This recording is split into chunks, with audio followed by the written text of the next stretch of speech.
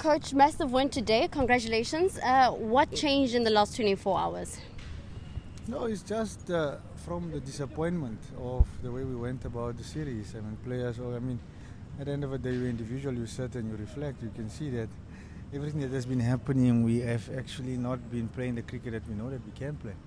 So players just decided on the day, you know what, go out there, be positive, because after the results that you had going into another series, we needed to make sure that we at least put a competitive performance today that we can draw strength from going into the next series. So basically today it was from the players, they decided, and then they went out there and they played extremely well today. A big congratulations to all of them the way they came back. I think if you look at the character they showed today, is the cricket that we as South Africans are used to. That's why it's been very disappointing that the adaptation took so long. Particularly when we speak about the batting, something clicked, obviously, when it comes to the batting, because unfortunately in the last couple of games we weren't able to, give on a score that was a good competitive score. What are your thoughts on the changes that took place in terms of the batting, because Tasman was out and we saw Sune coming up the batting order, and how important is it for a coach to make those batting combination and changes necessary for a good batting lineup? Oh, you understand what you need. I mean, if you look at Sune and Lizelle, they've played on these conditions before, as they've been coming to India for the last couple of years. So the experience is there, they know what is expected. I think they went about it today and they knew exactly what needed to happen.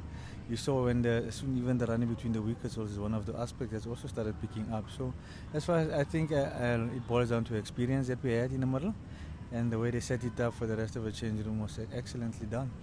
And talking about experience, we see obviously Shabnim Ishmael giving a good performance, but we also see the rise of Nondumiso Shangase, who came in and bowled so well in the back end of the innings, and as well as Annika Bosch, who's a youngster, and Ayabonga coming back in to the T20 squad.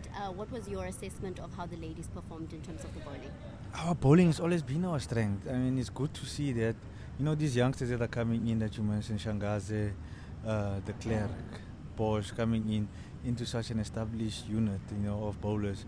You can only grow faster and learn because the experience around them has also bowled a lot of overs on these conditions, and most of them have actually been bowling on this wicket to be able to help the youngsters to go. So the bigger the group for us, the better, and it gives us more options. So the strongest department just kept going. It shows you why we always believe that it's been our strongest unit.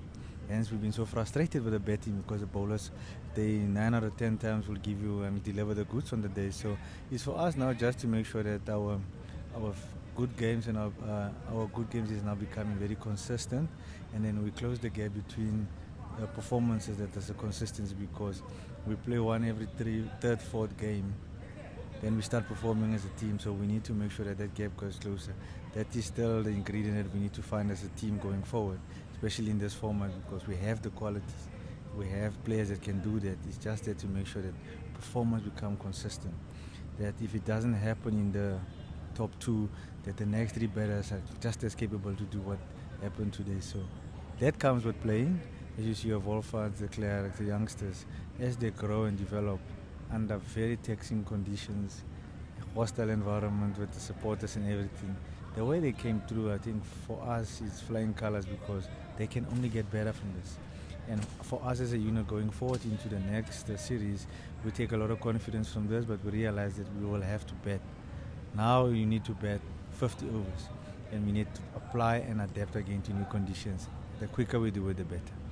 Talking about the 50 over format, what is the transition process from T20 moving into the ODI series? Oh, we have more time.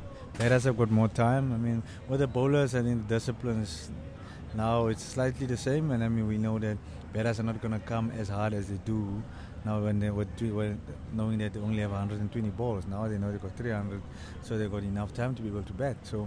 So we need to look at again and strategize going forward into the 50 over game, which we feel is one of our strongest formats, that we as a unit has over the years established ourselves and know how to go about it. Yet again, we're playing a team that has shown you on their day what they can do, so we need to guard against that and make sure we start well. And last but not least, Coach, what is your biggest takeaway from this T20 series? Confidence. we're taking confidence into the next thing. I think for the girls, it's a massive boost, because if you lost today, going into another series, it just gets tough to pick yourself up as a change room. To have done it today the way they did it, for us, the way we've done it today, the way the girls played, I think for us it's a big thumbs up going into the next series. Thank you so much. It's a pleasure.